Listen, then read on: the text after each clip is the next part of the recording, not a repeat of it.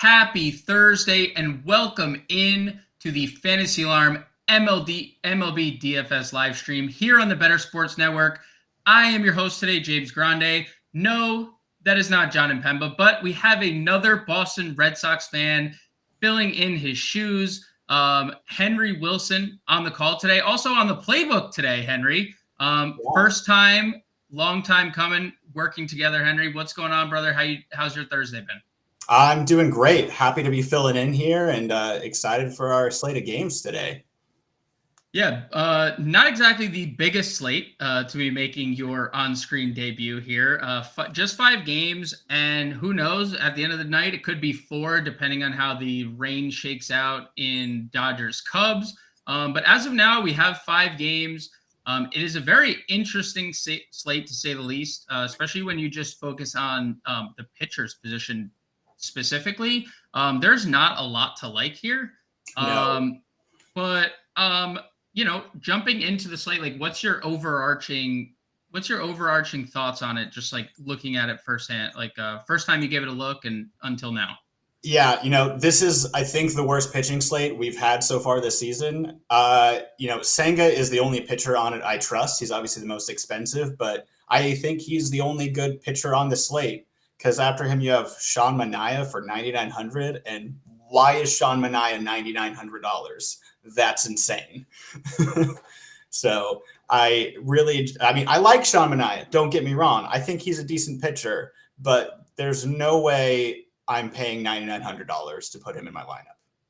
I agree. And to your point, when we head over to, we could just take a look at Las Vegas and some of the odds over there before diving into pitching. Sean Manaea tonight is actually an underdog at home, plus 100 at home, going up against Kodai Senga, who is the favorite, minus 125 on DraftKings Sportsbook. So like paying $9,900 for a guy who's not even guaranteed to win is tough to get to. The biggest favorite on the board is Matt Strahm in the Philadelphia Phillies, minus 210 over on DraftKings Sportsbook. Roansy Contreras in the Pittsburgh Pirates, minus 165 against the Reds, who are on the road, which is obviously notable because they don't get to enjoy Great American Ballpark. It was Jameson Taillon. Now Javier Assad is now starting for the Chicago Cubs. Still even odds in that. I'm a little surprised. Maybe throughout the show we'll get something updated there. I'm not totally sure what to make of that. Maybe that's just not respecting Michael Grove all that much on the flip side for the Dodgers. But yeah, I mean, other than Matt Strahm, who, isn't the most reliable fantasy asset, there aren't a lot of big time favorites that you see and you're like, oh yes, I would love to plug that guy into my cash lineups, right? Yeah. And Matt Strahm, I mean, you said he's the second highest to get a win there, but I don't trust him to go the length to get a win. Right. He's only gone 67 pitches as his max, and I just don't feel like they're really stretching him out. I don't know if he's got more than 70 pitches in him. So I don't trust him to go a full 5 innings. Where I love the Phillies today. I think they have a great chance to get a win, but I don't trust Strahm to be able to get that win. Yeah, so let's dive into pitching, and we can just start. We could just start on, we don't have to go in any type of order. Let's start on Matt Strahm. I think the most vocal pitcher thus far about the pitch clock from start to finish. He has not liked it. He hasn't fared poorly with the pitch clock. Last start, he was removed with the thumb injury, but he's obviously back just 5 days later, and back on the mound. So what do we expect? I guess 67 pitches was his max, and that was last start. There was a lot of walks. There was some strikeout equity though. He has back-to-back games of 6+ strikes. What do you make of Matt Strahm? What is Matt Strahm's upside for you? And where do you think he settles in pitches? Is he actually a guy who can get to 80 pitches today? I don't think he's a guy that can get to 80 pitches. The injury doesn't worry me because it was just a cut thumb. That shouldn't be something that comes up again. So the injury doesn't worry me, but it just, even though they're starting him, it seems like they're not trying to stretch him out. And I just don't see him going past that 70 pitch limit. So, I think it will be decent innings when he goes. I think there is some strikeout potential there. I think he's looked good. My really only concern is that pitch limit. I just don't see him getting past that 70 pitch limit, which sure, if he's efficient, maybe he can get 5 innings out of that. But I just have a hard time betting on him being able to go that 5 innings with that low pitch count. Yeah, I think the word you used there was perfect, efficiency. He has to be efficient in order to get to 5 innings. That's the one time he was 5 innings, 4 earned. He was good against the Yankees. Don't get me wrong. In Yankee Stadium, not obviously the easiest place to pitch, but only went 4 innings there. So yeah, I agree. If you are using Matt Strahm because the slate lacks pitching depth, then yes, that's fine. He's only 7K, but if you are relying on Matt Strahm to get a win, that is, I think, a bold strategy. So let's go back to the top of the list. And Kodai Senga didn't look great against Oakland in a spot that I think a lot of people figured he would, especially coming off the 2 starts in Miami. But it was Miami, right? So what do you make of Senga here? 10-3. He is the only pitcher priced over 10K. Manaea 99. You mentioned after that. Waka 86. Like in cash games, Senga is probably 90% owned or so, just given the lack of depth. Yeah, I mean, I think he's the only real pitcher with good upside here. Senga throws a splitter, so he lives and dies with a splitter, which we know is a pitch that you either have it or you don't on any given game. So yeah, he struggled against Oakland, but the splitter wasn't there. So I think people might be shying away from that start. But if he comes back and he has feel for the splitter today, he could tear up the Giants. The Giants are leading the league in strikeout rate. So, he has high strikeout upside. I mean, even in that Oakland game, he still struck out 7. So, it wasn't a good game, but the strikeouts were still there. And if he has the feel for that splitter, I mean, the upside is way higher than any of the other guys on this slate today. So, I'm willing to pay up for Senga just because he's the only place where you're really getting that strikeout upside, and he has one of the best chances for a win. Agreed. We do have to worry about the Giants a little bit offensively against right-handed pitching. They have thumped righties. 816 OPS, 218 ISO, not numbers that you want to mess around with. But I agree on every front. There is not a lot to go off on this slate in terms of pitchers. He does have the highest upside. I think you and I both agreed not getting to Sean Manaea, so we can just kind of gloss past him. What do we think of Michael Wacha? He was very good. Here's the starts. He was okay. He was very good. He was very bad. Is this going to be a trend for Michael Wacha, or we just can't figure out when's going to be a good game and when's going to be a bad game? Or what's your lean on Wacha today against Arizona? Yeah, I'm 100% on the board of we're not going to know when it's a good game and we're not going to know when it's a bad game. Because, yeah, he went 6 innings with 10 strikeouts, only giving up 2 hits and no runs against the Braves, too, against a good offense. But then, he gets crushed by Milwaukee. So I don't trust Wacha at all. I'm not going to say you're stupid for playing him here because we saw him shut down the Braves, but I would err more on the side that we see the Wacha that got blown up by Milwaukee and not the one that struck out 10 Braves. Obviously, if he's on, we've seen it. He can pile up some strikeouts and he can be a decent pitcher. But I got to say, I don't really trust him here. And, I think I'd shy away, especially, I like the Diamondbacks offense. I think they're actually pretty good. They've got some good lefty hitters also.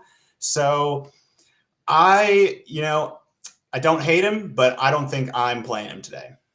I agree. And the Diamondbacks, for what they are, only a 19.9% K rate this year against right-handed pitching, 6th lowest in baseball. They don't walk at all. So, they could chase everything out of the zone, and Michael Wacha could get 21 outs, and 20 of them are soft grounders or pop-ups or whatever. But it's a tough spot. Listen, I was a 4th round investor in Corbin Carroll. I was over the field on a lot of Arizona in general. I'm a Jake McCarthy enthusiast. I like Arizona too. So I'm probably not getting to Wacha, and I don't know if I really want to get to the other side of this game in Ryan Nelson either, considering the return of Fernando Tatis has arrived. Yes. San Diego's offense has, I think, underwhelmed a bit, but just adding Tatis to that lineup is a very scary thought. Definitely. I like Ryan Nelson as a pitcher. I think this is an okay spot for him. In DraftKings, I'm not even considering him because we have the $2,000 Tatis that should be in every single lineup, so you don't want to take both of them. If you're talking outside of DraftKings, I think he's actually decent play. I think he's one of the better pitchers by actual skill in this slate. San Diego is scary, but again, he has good stuff and he's looked pretty good this year. So outside of DraftKings, I would consider him, but especially in DraftKings when we have $2,000 Tatis that's going in every lineup, right? No way am I putting Nelson anywhere. I agree. And our boy John and Pemba in the chat, looking good, guys. Let's get it, John. Hope you're enjoying Viva Las Vegas. Don't come home broke.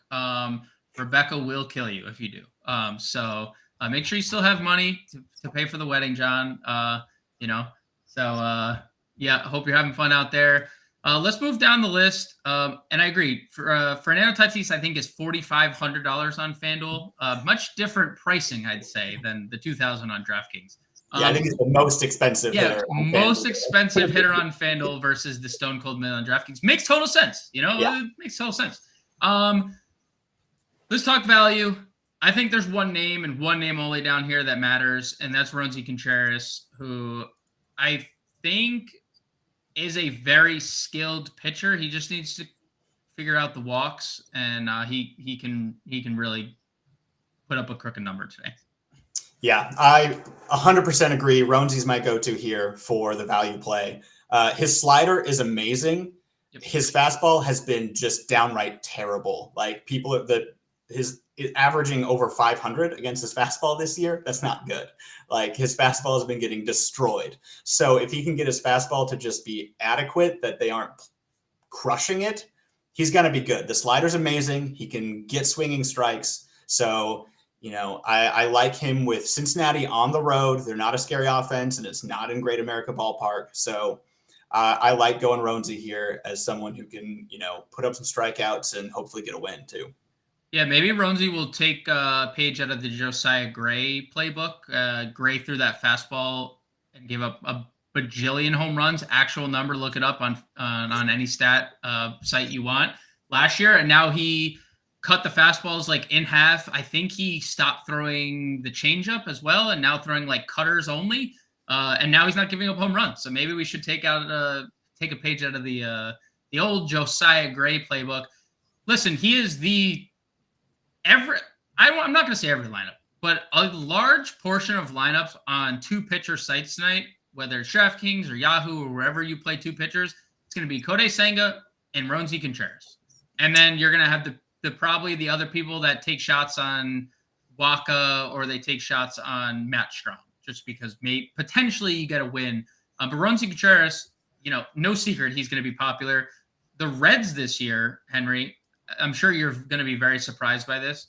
They are 28th in OPS away from Great American Ballpark. That's surprising, right? Yeah. That's very surprising to me. I couldn't believe it when I saw it. But Henry and everyone out there in FA Nation, tonight at 7 Eastern, join Eric Balkman from the FFPC and Garrett Price from Dynasty Nerds for an NFL draft preview. Yes, it is NFL draft season, SZN, from the fantasy football perspective, featuring a 3-round NFL mock draft, position by position breakdowns, plus a fantasy football rookie draft, including the experts from the Fantasy Football Players Championship and Dynasty Nerds. The 2023 NFL draft preview tonight, beginning at 7 Eastern at bettersports.com, the Better Sports Network app, and on YouTube at Better Network. Ready to move on to catcher? Yeah, let's do it. All right, let's do it. JT Realmuto tops the slate. He is $1,200 more than anyone else. But, you can probably afford him, just considering most lineups are going to have Roansy Contreras and Fernando Tatis in them. So, you're going to be able to afford really anyone you want tonight. Is Realmuto someone that you're looking to pay up for, or do you what does the rest of your catcher position look like? Yeah, I rarely pay up for catcher, but this is one of the weird slates where I'm definitely okay with doing it. We're going to have money on the board because, especially if you're going Roansy, that's pretty cheap. And then a $2,000 Tatis, you have money to play with. And I love the Phillies lineup today. So I'm definitely willing to pay up for Real Muto. And for me, it's really those top three guys that are decent options. And then after those three, it gets pretty scary. So I'm 100% willing to pay that money for Real Muto because I think he is a decent amount more valuable than both Stevenson. Because again, if you're going Contreras, I'm not going Stevenson. Right. And then Diaz, outside of Coors, he's not that great of a hitter. So for me, Remuto is the play at catcher today. Yeah.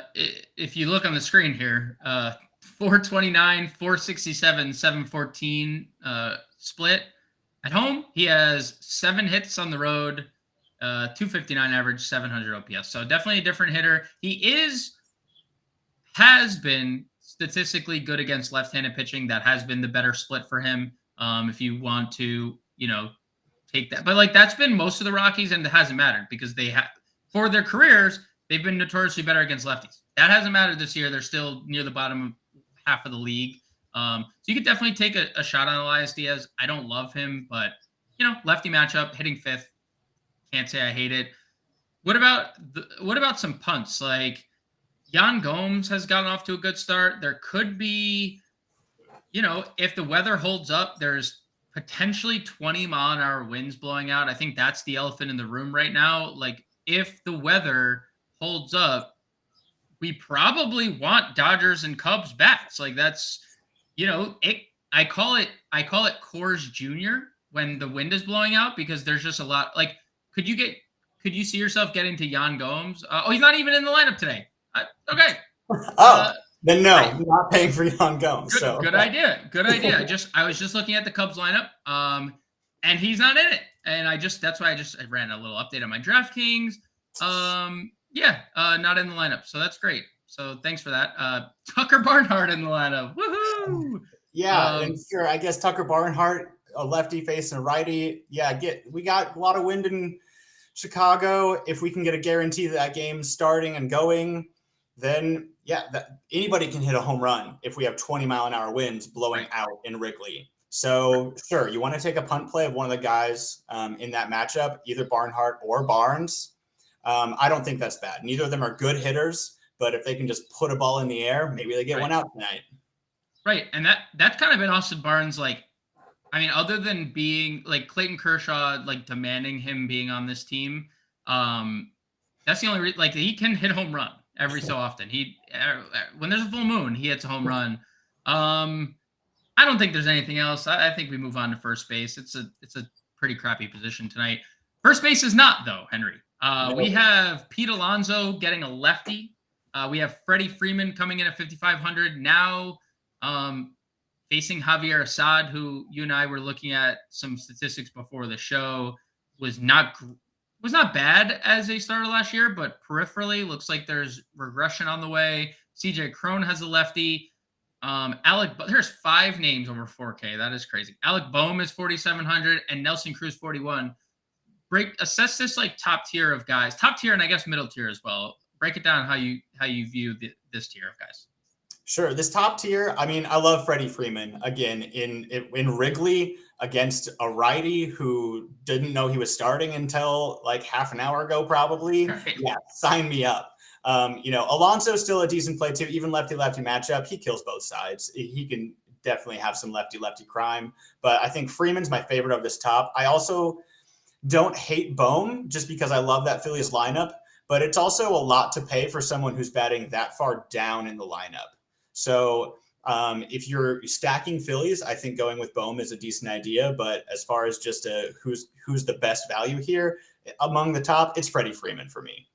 Okay. I cannot obviously disagree with that statement at all. Looking at some things on Twitter, I just went to RotoGrinders Kevin Roth, the everyone's fantasy baseball weather hero. I'll just call him a hero. Even if he doesn't wear a cape, you're a hero for all us fantasy baseball players, Kevin Roth. It looks like he thinks it's going to be a late start and play full.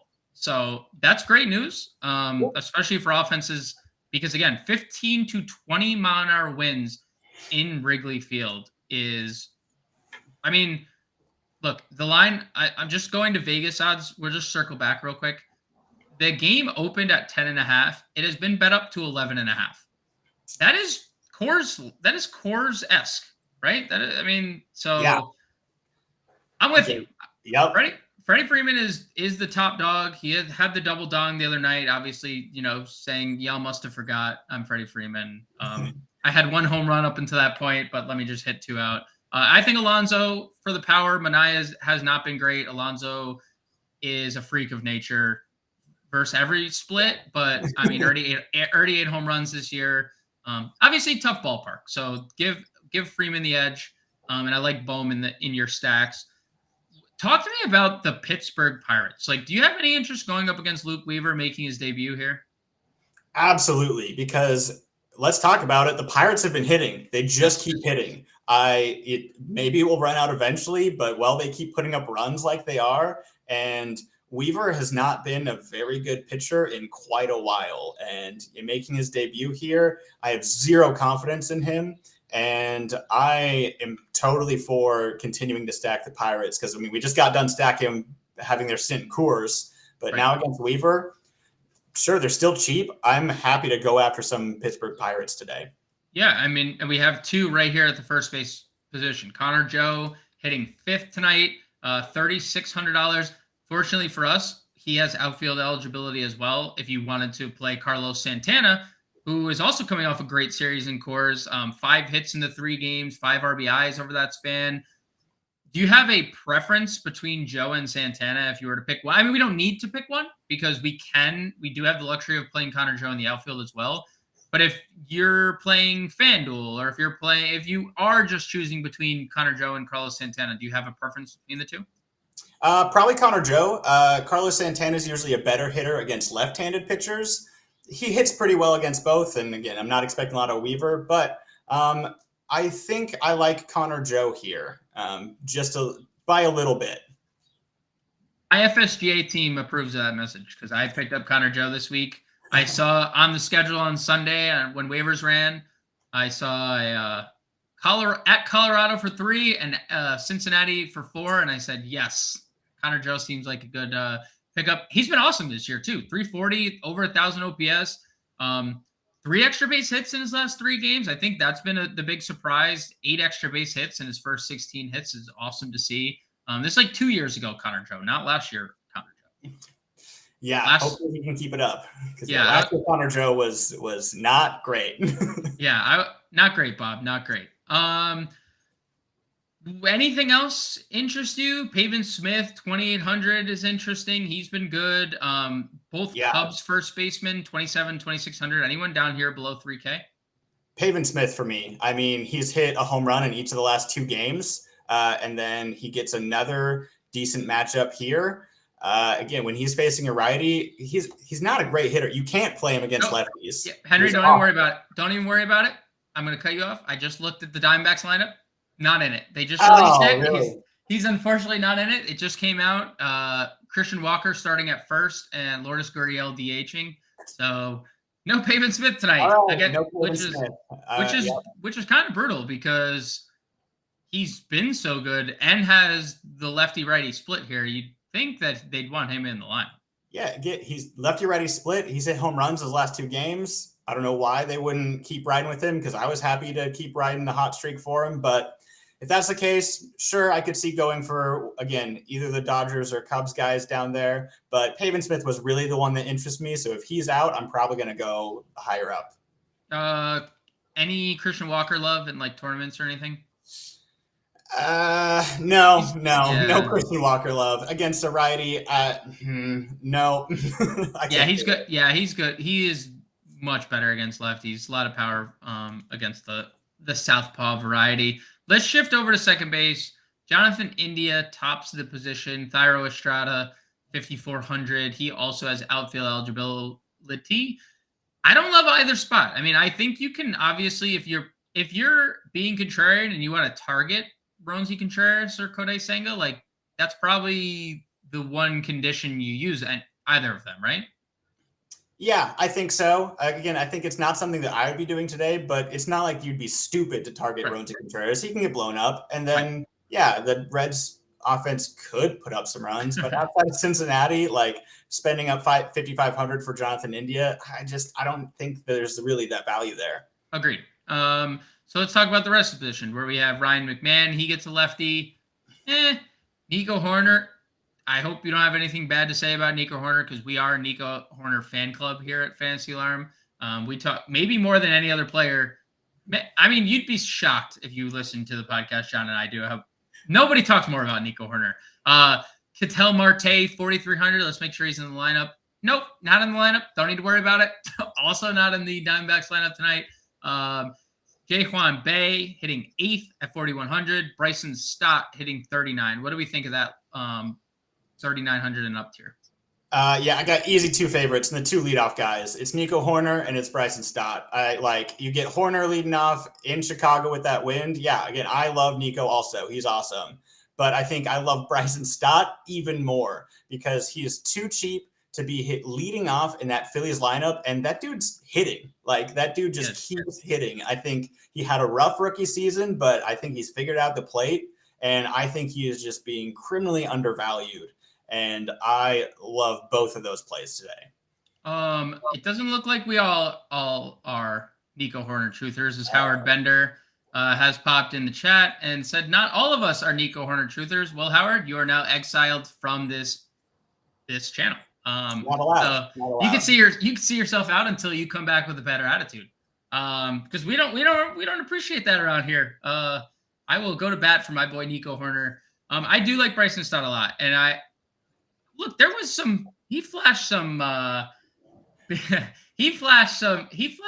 upside last year, double-digit stolen bases and home runs. Just not. I think we were hoping for a little bit more. But hitting in front of Trey Turner definitely helps the runs, and I think there's if he continues 100-run upside maybe for Nico or for Bryson Stott. It is interesting. 332 WOBA last year to left-handed pitchers for Ryan Feltner. So, lefties do have a good split against them. Righties have an even better split that we'll talk about coming up. Donnie Boone in the chat says, go Cubs, Nico 100. Look at this. All the Nico Hoerner fans are coming out from the woodworks right now while Howard's in chat. I love this. This is great. If there's more out there, if Nico Hoerner's out there, please come, come stop by. We'll get you on the stream.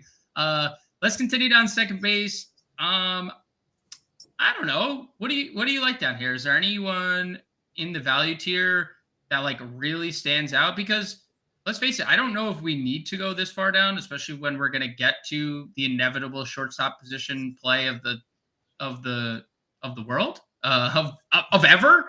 I mean, but is there anyone down here in the second base value tier that you have interest in, Henry?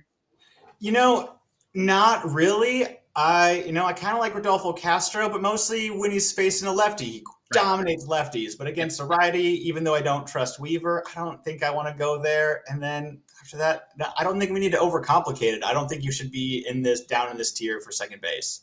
Agreed. Castro would probably be the only name for me as well. But he is just better from the left side or from the right side facing a lefty. He mashes left-handed pitching. Hit another home run on Wednesday. But yeah, gets a righty. Not in Great American. Not in Coors anymore. Let's move on to third. And third base is generally a position we like to spend up on. And I think that's going to be the case here.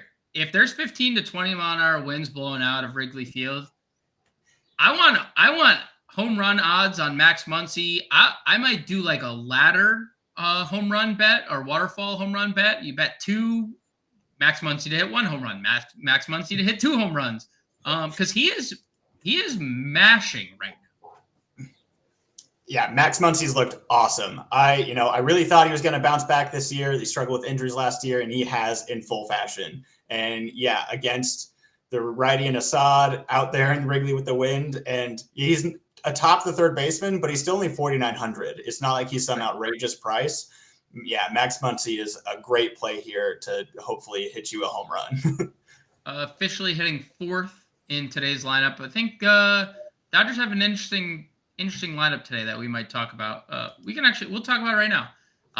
James Outman is leading off tonight. Freddie Freeman second, JD Martinez, Muncy fourth, Trace Thompson fifth, David Peralta sixth, Vargas seventh, Williams eighth, Barnes ninth. Not a lot of protection for Muncy, but interesting. Trace Thompson hitting fifth is interesting, and we'll get to the outfield shortly. Outman leading off. Thoughts? Do you like that? Love that. Yep. Okay. Outman's looked great. Put him in the leadoff spot in front of Freddie Freeman, and then Martinez and Muncy. Yeah, he's still going to be cheap. I absolutely love that. Yeah, I do too. We're going to get to outfield and look at Outman's price and probably like that quite a bit. Rest of the third base position, before we get to shortstop, before we get to the outfield, Manny Machado, 4,800. We've already talked Alec Boehm, 4,600 for Patrick Wisdom. Josh Rojas, I believe he's in the lineup. I mean, every Diamondback we talk about is not in the lineup. He is. He's leading off. He is 4,400. JD Davis, 42. Ke'Bryan Hayes, 4,000. What about the rest of this 4K tier? As John Pemba shows the love on Nico Horner for life. I mean, just keep it coming. Just Howard is just sitting on an island all by himself here. Nico fan club. What do you think of the rest of the 4K tier, Henry? Yeah, I think I need to maybe start believing Wisdom. I didn't buy it. I haven't been buying it, and he just keeps hitting. So I don't know. Maybe it will run out, but I think I might have to turn my tune on Patrick Wisdom because I've been fully against that he's going to be able to keep this hitting up, and he just keeps hitting. So I could see going there, but after that, I think it slows down a lot. And I think this is another spot where I like the top of the tier. You're going to have money to spend. So beyond Wisdom, I don't know if I'm super interested in the rest of that 4K tier. I agree. And I actually do like Wisdom. I think it's interesting, going to be interesting to see the ownership divided between Muncy and Wisdom. And honestly, like if I'm playing tournaments tonight, I might just take the lesser owned of the two. That just might be the direction because they're both so live for home runs. If there's 15 to 20 mile an hour winds, just to get some leverage on the field, right? I mean, they both could homer and they both could hit too. Like that might just be the reality of 20 mile an hour winds in Wrigley Field. But I think the way I'd approach it in tournaments is just, I love them both. I think they're the clear cut plays here above 4K. I would just play the lesser owned of two in tournaments, and I would just play the higher owned two in cash games. And that's just probably how I would go about it and move on from there. What about below 4K?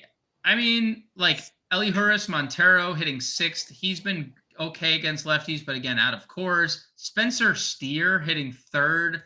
It's kind of interesting because he has been really good this year. Despite like not a lot of power, the 6 extra base hits, he's hitting 320, 940 OPS, and he's hitting third. It's not like Roansy is like shut down. We like him, but he hasn't been dominant by any stretch. Like, what do you make of the rest of this third base position?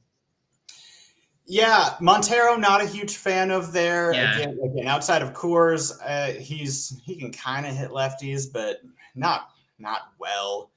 And yeah, I don't think I want to go there with him. Steer, I love Spencer Steer. If Roansy is not in your lineup, then I'm happy to go towards Steer because I think he is a great value. I think he's a pretty legit hitter. Obviously, Roansy is one of my favorite pitchers of the day, so likely I'm not really going after him. But if you don't want to go Roansy, I like Steer as a value play here.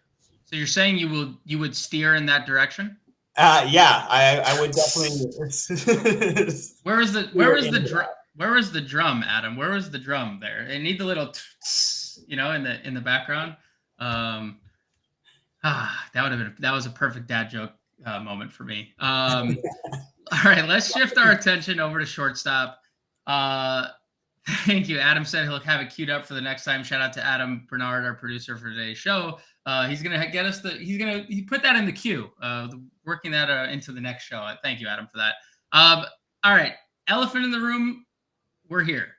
Fernando Tatis is $2,000 upon returning to Major League Baseball. We all know about the PED suspension. We all know he has served his time, whether you are a fan of Tatis or not. At this point, that is Doesn't matter. He is stone cold minimum on DraftKings. This is the question for you. On DraftKings, over or under 99% ownership tonight for Fernando Tatis? Under, just because there's going to be enough people that don't realize he's playing today, but that's it. True. Everyone who knows he's in the lineup is putting him in his lineup, and they should. Don't try to be contrarian and go, oh, he's going to be almost 100% owned, I'm going to go elsewhere. No. Put the $2,000 in, put Tatis in your lineup. It's that simple. There is actually no downside to playing Fernando Tatis today. There's none, because if he's 2K and he goes 0 for 4, you didn't just pay for a 6,000 Aaron Judge who went 0 for 4. You paid for someone who is $2,000. Now, different conversation for those playing Fernando Tatis on FanDuel. He's 4,500. He's the most expensive hitter. But he is, like, we are never going to see his price half this. Like, it's going to be 5K maybe by tomorrow, right? Like, maybe by Friday, he's 5K. Yep. I mean, Tatis is an amazing hitter. There's literally no downside, because again, if he goes 0 for 4, he's going 0 for 4 in basically everyone else's lineup also. Right. So like, there's just no downside. Again, maybe for outside of DraftKings, I do like Trey Turner. I think the Phillies are my favorite matchup today. So like, sure, I could maybe see going him there, not on DraftKings, but it's Tatis today. I mean, until his value goes up tomorrow, which it will, it just don't overthink it. Justin Fensterman in the chat, appreciating my dad jokes. Fancy from one dad to another. I appreciate you for appreciating my dad jokes. So shout out to Justin Fensterman, host here on the Better Sports Network and SiriusXM, does great work over at fantasyalarm.com. And speaking of fantasyalarm.com, Fantasy Alarm has all of the fantasy football and betting content you need to prepare for the NFL draft and the upcoming season. Featuring Britt Flynn's mock draft, rookie scouting reports, NFL team needs, player projections, Discord chat, and more. For a limited time, get the complete NFL package plus DFS playbooks for all sports at an additional 20% off the already discounted annual price with promo code NFL Draft at fantasyalarm.com. That's promo code NFL Draft at fantasyalarm.com. So big shout out to Britt and all of the great work she is doing for the NFL draft. Boots on the ground, by the way, Britt Flynn at the NFL draft. Boots on the ground for this upcoming draft. Can't wait to see all her coverage and all the great Fantasy Alarm coverage for the NFL draft here at Better Sports Network and on fantasyalarm.com. Anything else at shortstop that we really need to talk about? I guess let's appeal to the. We obviously have the DraftKings slate up, but let's to appeal to the FanDuel players out there. Fair. Because 4,500 for Tatis isn't as obviously a slam dunk. Like, what else would be of interest to you on FanDuel? Obviously, price, excluding price, because we don't have that up. We're obviously looking at DraftKings. I mean, Dansby Swanson in the wind.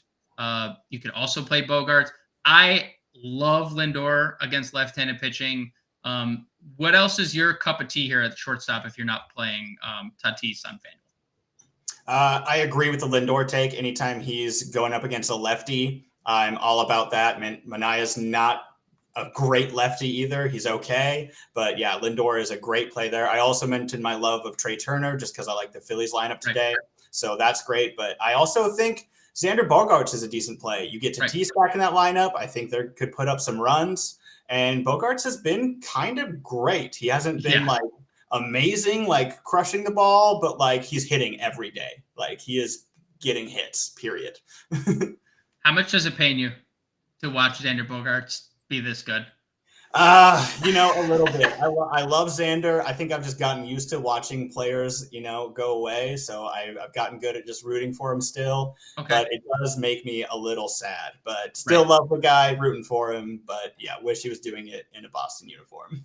You are right, though. He has been fantastic, especially against righties.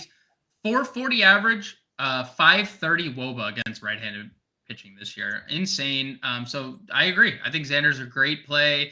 And on FanDuel, you can play Tatis and Xander because you have the util spot there. So if you wanted to play them both, you can. If you wanted to play a Phillies or a Padres stack, you can. I largely agree.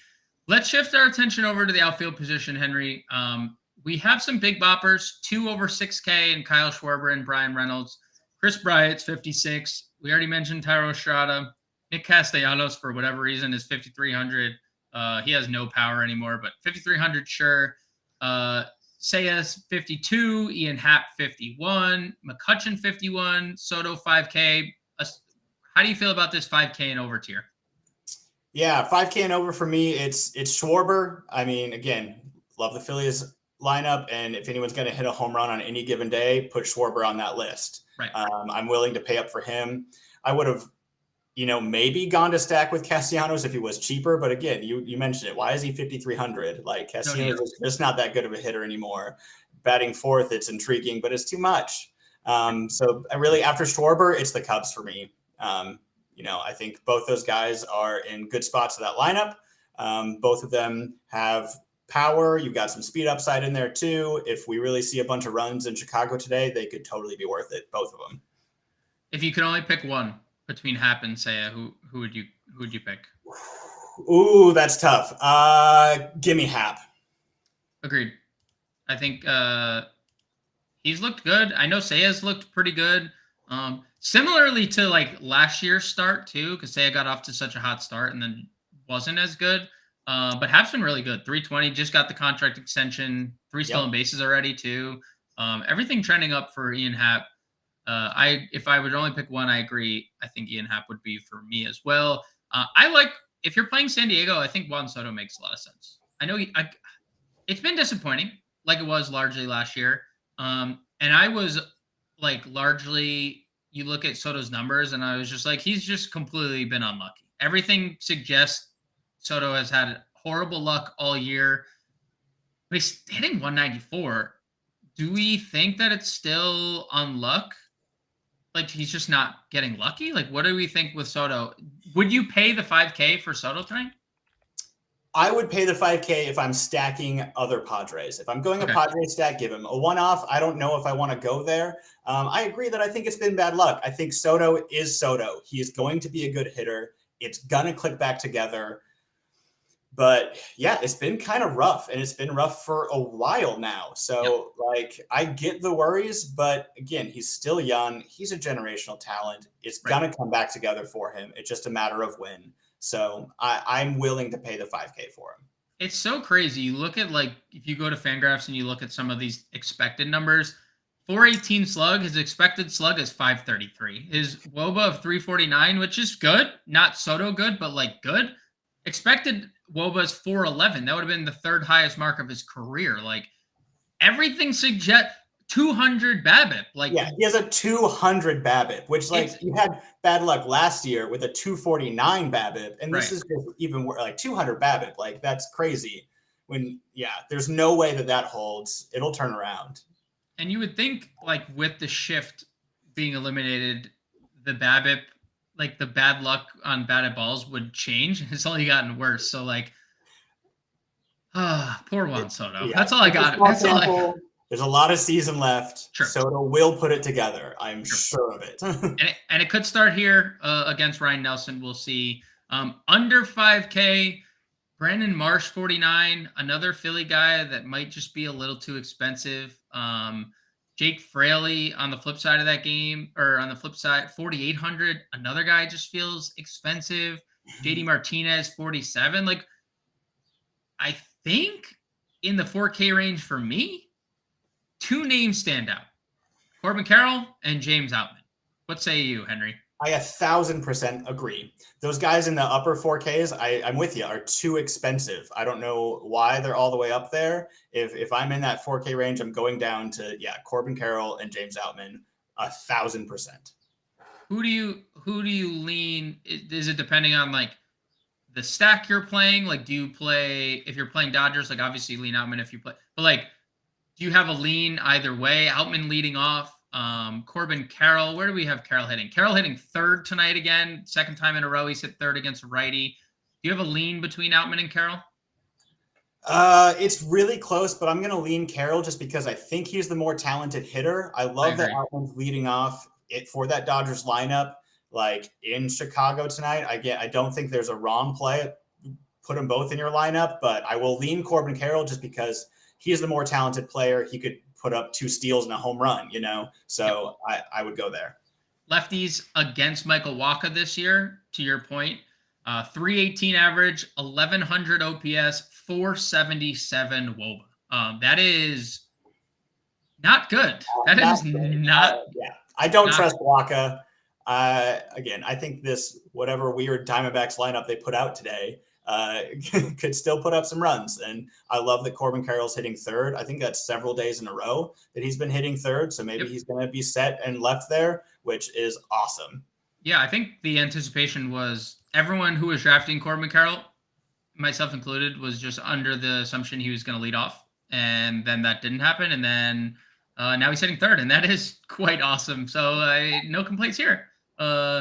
Let's go sub 4K. Some guys we already mentioned, like Connor Joe, Will Myers is here. We have multi-position eligibility. What do we like about this sub 4K tier? Cody Bellinger's return to Wrigley has been pretty good this year. I'm in for Cody Bellinger. You got to accept that there's risk that he goes out there and goes 0 for 4 with 4 strikeouts. But he's been hitting decent. And you got to remember that Cody Bellinger is not that old and he already has an MVP. There's no reason he might not turn into a good hitter again. And you get him this cheap, in a good matchup here. I'm all for Cody Bellinger. 326 average against righties this year, 352 WOBA. I think it's a small sample, obviously, and same thing with Michael Grove, but Michael Grove getting lit up by lefties. 360, and this back to our Ian Happ point over Seiya Suzuki as well. 367 average, 910 OPS, 405 WOBA against left-handed bats. The Cubs have some good lefties. Projected lineup for the Cubs with lefties: Happ, Bellinger, Eric Hosmer. We have Tucker Barnhart. Well, actually, we have the lineup out, don't we? Tucker Barnhart is in the lineup. Let's see. They have Happ lefty, Bellinger lefty, Hosmer lefty, Barnhart. So 4 lefties. Bellinger's hitting 5th. That's a pretty good spot for lineups tonight for Cody Bellinger. So Bellinger hitting 5th. Let's see. What else do we like down here? Jack Sawinski. And John and Pemba was profiling Jack Sawinski the other day. He is 3rd in hard hit rate this year in all of Major League Baseball. Do we believe? And we were talking about Pittsburgh at first base when we didn't really talk much about Brian Reynolds, but he's obviously he's good at baseball. What do we think of Sawinski at 29? Can he continue this hot stretch of mostly power? 5 extra base hits in his last 8 hits, 4 being home runs. Yeah, I already said I kind of like this Pirates lineup to continue against Cincinnati, and I think Jack Sawinski is probably my favorite Pirate play of the day. I like him here in this matchup.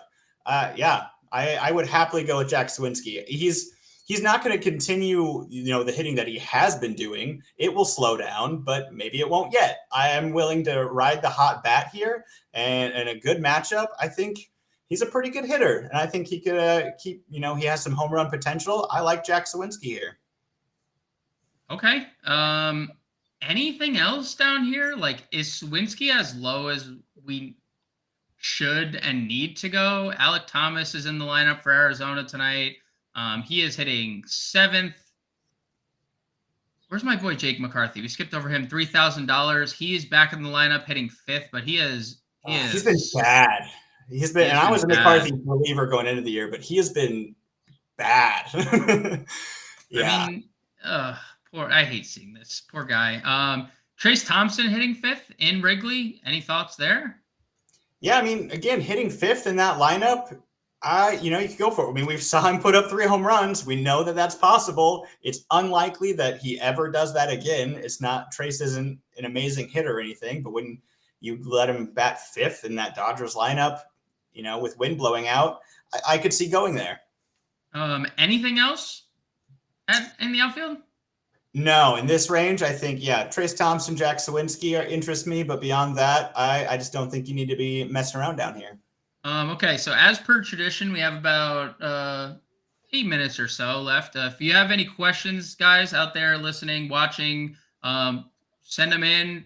Henry and I will be happy to answer them until we get out of here. Roster lock is at 6:35 Eastern time tonight. So make sure to get your questions in. And look at the ticker below, fantasyalarm.com/all-pro for the first 6 months. Serious discount just using the code NFL. Promo code right there, NFL 50, $19.98 a month.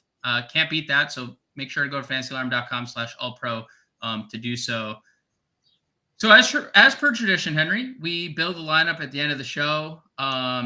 So we could start at, well, actually, hold on. Let's start at shortstop. Easy start here. Yep. Put Tatis in. We'll start there. Okay. Per tradition. Well, I mean, that's just, I know that it's in front of us and there's 2K. Like I see it and we've all talked about it all day. I just don't understand why it's still here. So what do we want to do at pitcher? I think I have an idea of what we're going to do. I'm assuming we're going to spend up on Senga. Yeah, I think both of us agreed that the Senga, Roansy, Contreras is really our favorite two of the day. Yep. I agree. Senga, Roansy, Contreras. So that gives us about $4,500, just under $4,500 a player. Did we have anything else like that we wanted to just lock in at a specific position? I know we're obviously very interested in Cubs Dodgers specifically. I think that's probably like the best spot on the board, just whatever side of the game you wanted to use. So how do you want to approach the lineup? Do you want to stack Cubs Dodgers? Do we want to just get who is your, okay, let me ask, other than Tatis, who's your must owned play of the day in this lineup? Yeah, I have to agree with Adam. Just said Muncy at third base. I think I agree that I think Muncy is a must at third base again, because you could go the other side to Wisdom, but I trust Muncy so much more than I trust Wisdom as a hitter, and I want to lock in Muncy at third base. Okay, and he's already had multiple 2-home run games this year. Yeah, he has broken multiple slates. He has hit homers against righties. He hit homers against lefties. And if they are going to wait this game out, I am perfectly fine getting to Max Muncy. Do we want to also go Freeman at first? I know it seemed like he was your favorite first baseman. I mean, I think we can afford it. I think there was some value at other positions that we're going to get to that we could. Yeah, I think especially if we're going Muncy, we want to start grabbing some Dodgers. I agree. I think there's some value, especially at outfield, that I think we can afford Freeman. I like it. I think Freeman's a good move. All right. So maybe we okay, so we got a question. Michael Rojas in chat asking us Jose Barrero or Nick Senzel, both on the Cincinnati Reds. Barrero has they both actually have pretty good eligibility.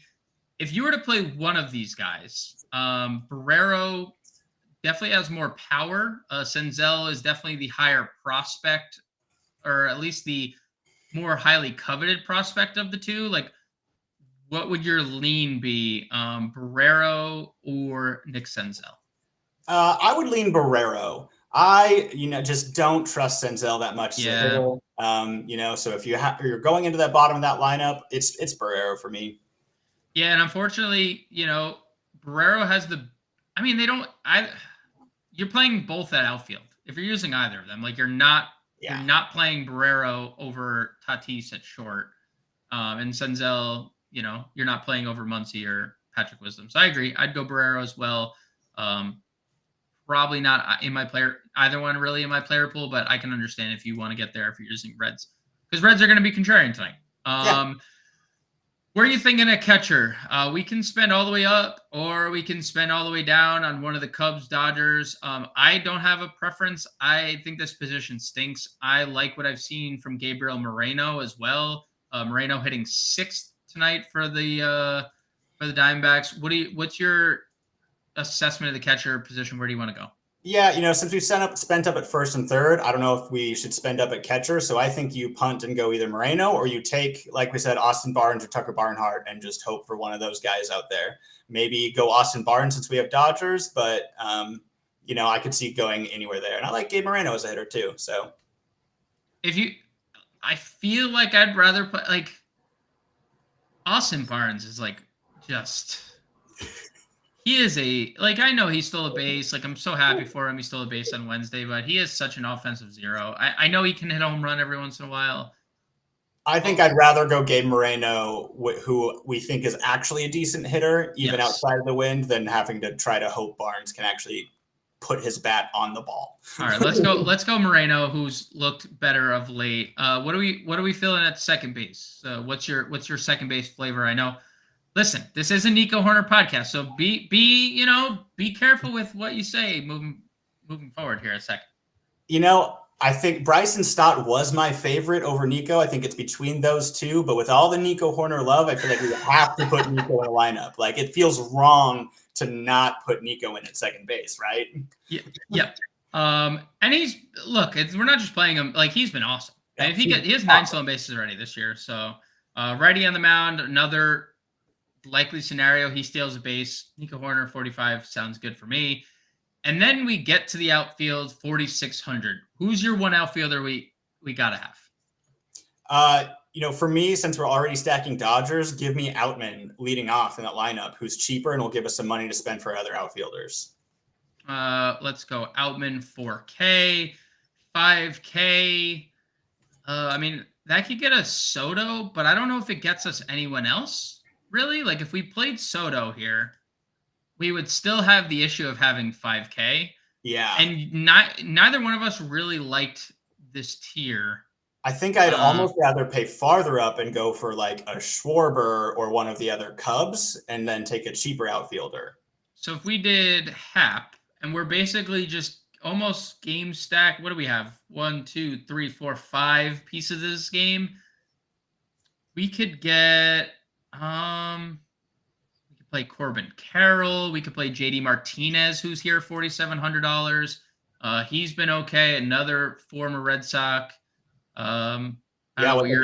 Committing to would that be our 5th Dodger, committing to a 5-man Dodger stack, which I'm not four Dodgers and 2 Cubs. We'd have a full game stack with one-offs of Moreno and Tatis. I'm not opposed to that. If Thunder comes in and this game gets canceled, we're ruined. But I wouldn't hate throwing JD Martinez within that, and we have the whole top of that Dodgers lineup. All right. Well, I think that's the lineup as we get out of here. Big shout out to Adam Bernard for producing the show. After us, coming up at 7 p.m., the High Stakes Fantasy Football Show with Eric Balkman, followed by Dynasty Nerds with Garrett Price at 9 p.m. At 7 p.m., sorry. And that'll do it for us. Big shout out to you, Henry. Thanks for filling in. John and Pemba, have fun in Vegas. And we'll be back tomorrow with another Fantasy Alarm MLB DFS live stream. Great. Sounds great.